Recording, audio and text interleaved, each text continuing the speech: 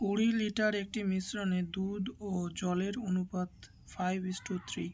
যদি 4 লিটার জল তুলে তার পরিবর্তে 4 লিটার দুধ ধরা হয় তাহলে মিশ্রণে এখন দুধ ও জলের অনুপাত কত? 20 লিটার দুধ ও জলের ভিতরে জল তুলে নেওয়া হচ্ছে, তাহলে থাকে হচ্ছে 16 লিটার।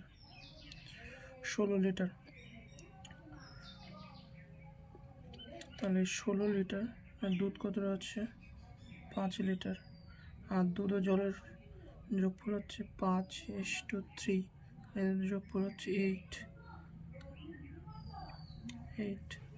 8 দুগুণে 16, 5 দুগুণে 10 লিটার। 10 লিটার কি দুধ।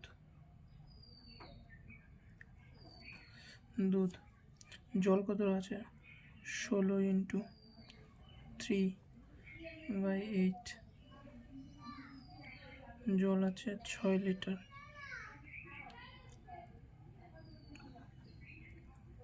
জল আর বলছে নতুন জল তুলে নিয়ে 4 লিটার দুধ মেশানো হয়েছে, তাহলে 10 লিটার দুধ আর এর সঙ্গে আরও 4 লিটার মেশানো হয়েছে, তাহলে 14 লিটার। এই 14 লিটার আর জল আছে 6 লিটার। 7:3 অ্যান্সার।